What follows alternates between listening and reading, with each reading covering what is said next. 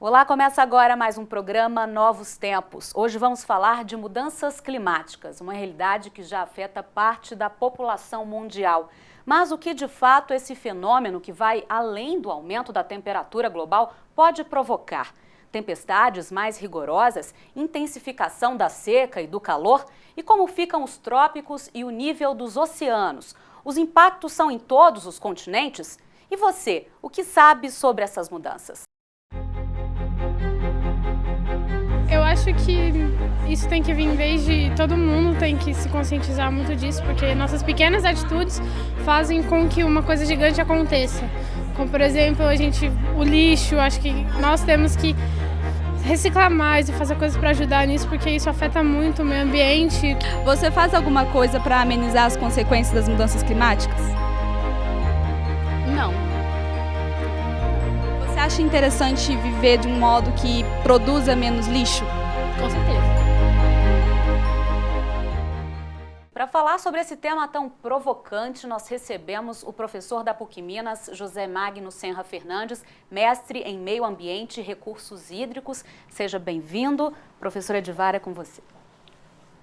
Professor, seja bem-vindo aqui ao Novos Tempos. Vamos começar essa conversa.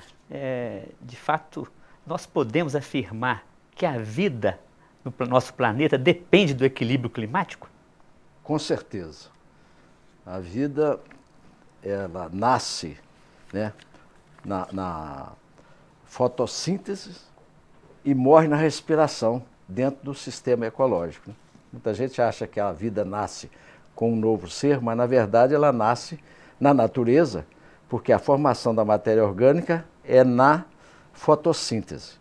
E a vida, o corpo às vezes morre e ainda pode ser transplantado um coração, enquanto não há aquela decomposição pela respiração dos decompositores, a vida não acaba. Então, está vinculada à vida, né, o princípio vital, intimamente ligado ao meio ambiente e aos recursos hídricos. Agora, nós assim podemos afirmar o que afeta positivamente e o que ameaça a vida nessa questão de alterações climáticas? Desde a década de 70, né, o mundo despertou, né, para a crise ambiental. Né? Aquela célebre conferência de 1972, em Estocolmo, na Suécia, veio a reconhecer que aquele modelo de desenvolvimento industrial, né, causado pela Revolução Industrial, estava falido, estava levando o mundo para a bancarrota, né, para o excesso de poluição. Né. Tem uma célebre frase do presidente americano em 1970, dizendo que a guerra contra a poluição, naquela época, era mais impactante, mais cara do que a guerra do Vietnã. Então, já nessa época, já tinha esse momento. E a partir da década de 70, o mundo está vendo estarrecido aí, cada vez mais, os problemas ambientais se avolumarem, né? Que as mudanças climáticas estão acontecendo, isso parece perceptível para todos nós, né? Com certeza. Mas essas são causadas, de fato, pelos seres humanos ou também há causas naturais no próprio ciclo do planeta? Isso é uma coisa polêmica, mas os estudos, né, do painel de mudanças climáticas, que reúne pesquisadores de mais de 90 países, conseguiram provar com uma confiabilidade acima de 95%, estatisticamente falando, de que as mudanças climáticas, esse aumento do grau geotérmico que está atualmente no mundo, tem a causa humana como principal fator. Então nós temos que nos conscientizarmos de que a raça humana é que está causando os maiores impactos negativos ao meio ambiente. Professor, nós estamos começando essa conversa, mas nós vamos verificar agora um momentinho de interrupção. O que o povo fala sobre esse assunto? Fernanda. Ok. É isso mesmo, professora Edivar. Vamos saber agora a opinião dos internautas no quadro Hashtag.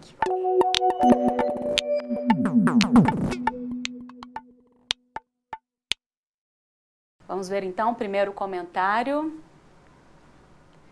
Mesmo que o aquecimento global seja inevitável, vamos tentar reverter, com cada um fazendo a sua parte. Hashtag aquecimento global. E a segunda é um comentário, é um questionamento aí da internauta. Que tal aproveitarmos o aquecimento global para investir em energia solar, ao invés de alagar terras indígenas para construir hidrelétricas? E aí, professor José Magno?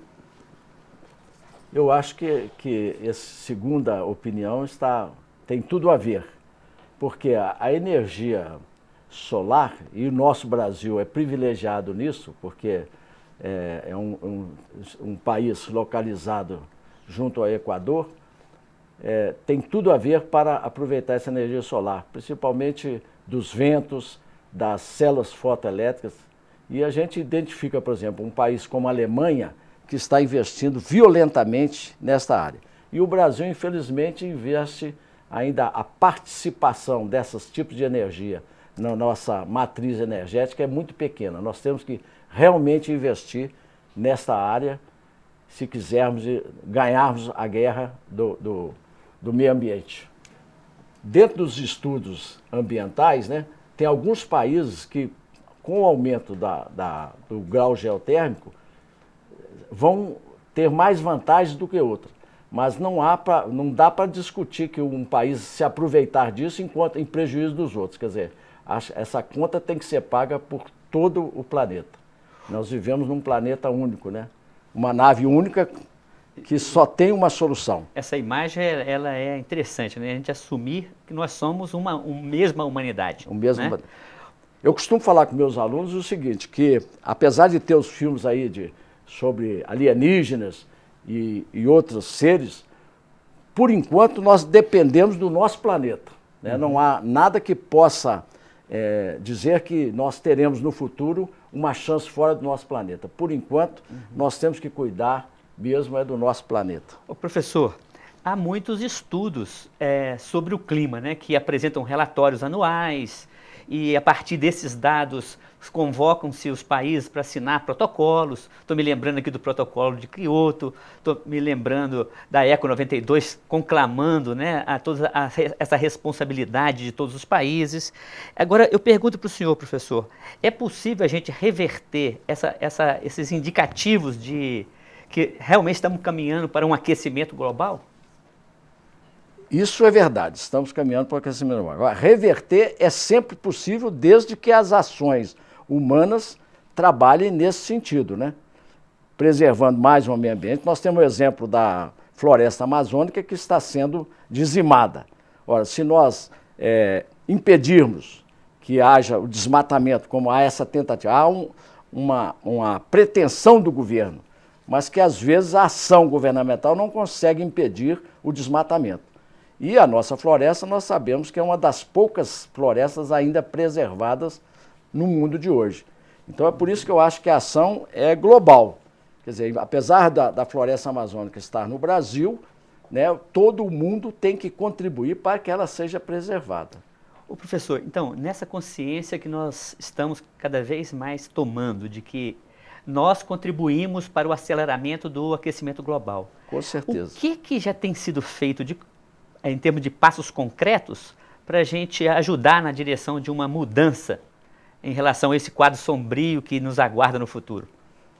Bom, eu acho o seguinte, que cada país contribui com uma certa parcela. E nós sabemos que os Estados Unidos e agora a China, que está nesse desenvolvimento imenso, mas causando impactos ambientais negativos muito sérios. E vemos no atual governo americano uma mudança de paradigma, tentando dar mais importância às mudanças climáticas e à prevenção, né, e à correção do rumo.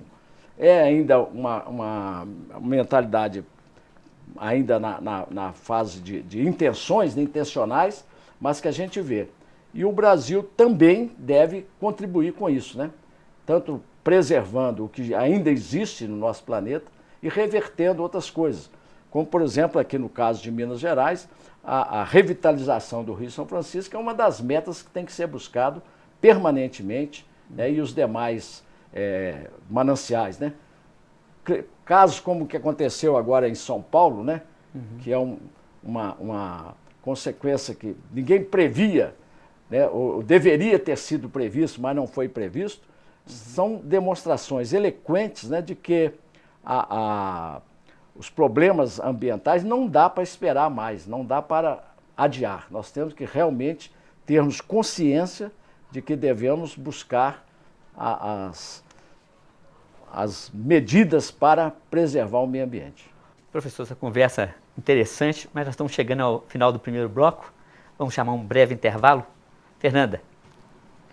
Daqui a pouco a gente volta com a nossa conversa de hoje sobre mudanças climáticas. Vamos saber o que mais as pessoas têm comentado sobre o tema e o que tem se noticiado a respeito. A gente volta já já.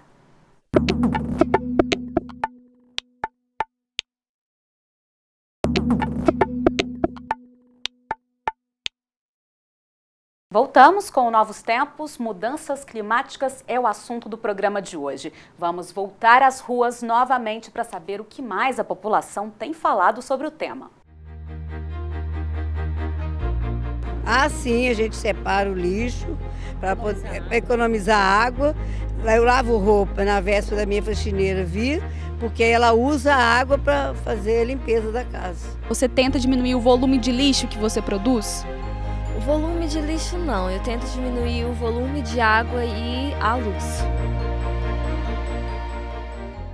E antes de retomar a nossa conversa aqui no estúdio, vamos dar mais uma olhada no que se tem discutido sobre mudanças climáticas nas redes sociais. Olha só, primeiro a gente tem uma reflexão aí da Unesco, né, do Brasil. Combater as mudanças climáticas significa educar as gerações futuras para a proteção do meio ambiente.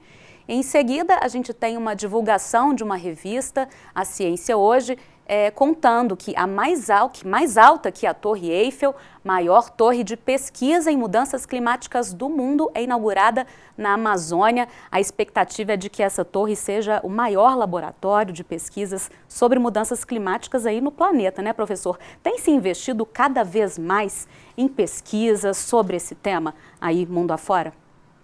Mundo afora, sim, né? Infelizmente, no nosso país, não tanto, mas que precisamos aumentar as pesquisas buscando soluções cada vez maiores para o meio ambiente, sim. Eu dou exemplo que eu sou do Comusa e em Belo Horizonte nós estamos fazendo o plano de gerenciamento de recursos sólidos, de resíduos sólidos. E pouca ênfase está se dando na logística reversa, na coleta seletiva, que são modernidades dos resíduos sólidos. Então, investir cada vez mais em soluções para o meio ambiente é uma necessidade global de todos os países, né? Agora, em dezembro mesmo, vai ter a conferência na França, né? Que nós esperamos que ela tenha mais sucesso do que a que foi realizada aqui em 2012, né? Que não teve tanto sucesso, tanta repercussão.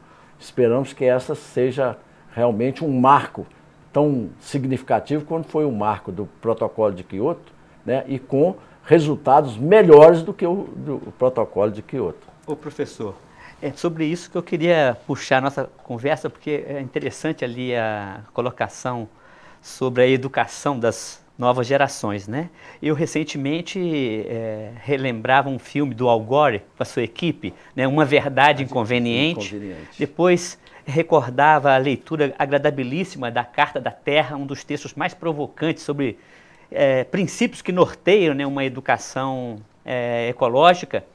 Mas eu percebo assim, que essas conferências, esses protocolos, as mudanças são muito lentas, né, professor? Parece que o ser humano exige um tempo maior.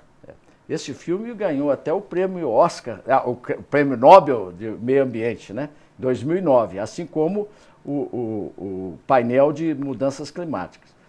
Apesar desse reconhecimento, né,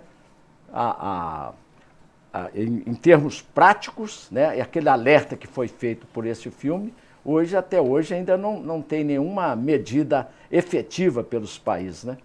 E que nós esperamos que essa conferência agora em Paris, em dezembro, pelo menos avance nesta área, né?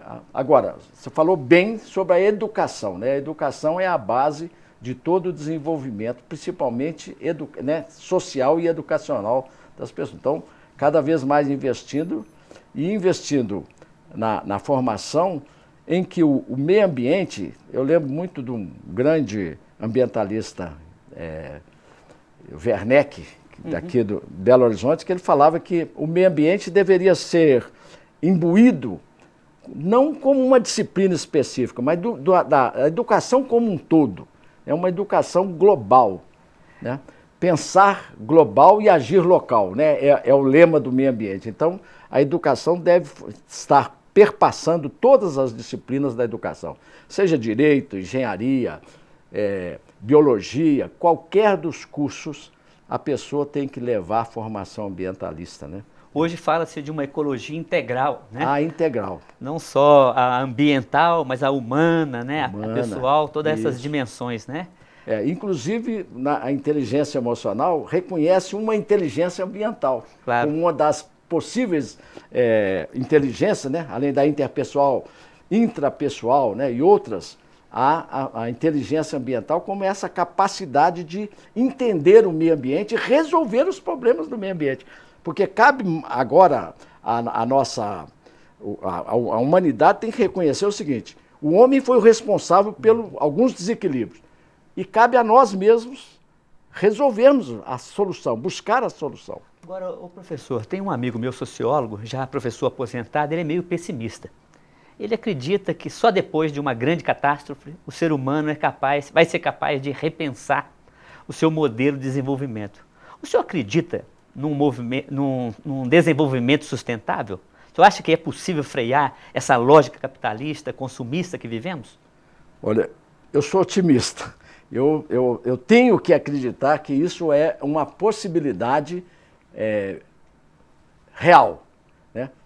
Agora, há muita gente que acha, né? Antigamente falava-se que às vezes as guerras eram necessárias para o desenvolvimento. Eu acho que não há necessidade. Agora, realmente tem que ter mudanças radicais. Por exemplo, o mundo não tolera o padrão de vida, né? Um padrão americano. Se fosse espalhado para o mundo não... Padrão de consumo, né? A tal de sociedade de consumo. Então, esses paradigmas têm que ser mudados, né? Sociedade de consumo, produção em massa, né? Impactos negativos, né?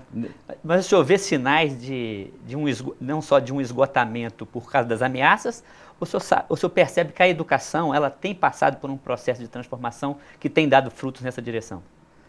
O que a gente pode ver, por exemplo, é o seguinte: o século XX, né, teve 2 grandes guerras mundiais e foi um século de muita contestação, muita alterações. E a partir da década de 70, essa consciência ecológica eu acho que está perpassando cada vez mais, né? A gente vê um país que está lutando para desenvolver como a China, mas o discurso ambientalista está lá no povo, porque eles também reconhecem isso. Então eu acho que não haveria necessidade de ter aí talvez uma terceira guerra para o mundo cair em si. Eu acho que nós podemos racionalmente buscando as informações. É difícil, mas não é impossível, né? Eu acho que a gente tem que buscar o que é possível dentro das realidades atuais. Esse professor que eu fazia referência, né, o sociólogo Pedro Ribeiro de Assis, que foi professor aqui na PUC, ele, na verdade, não é simplesmente um pessimista. Ele é um realista, mas que acredita.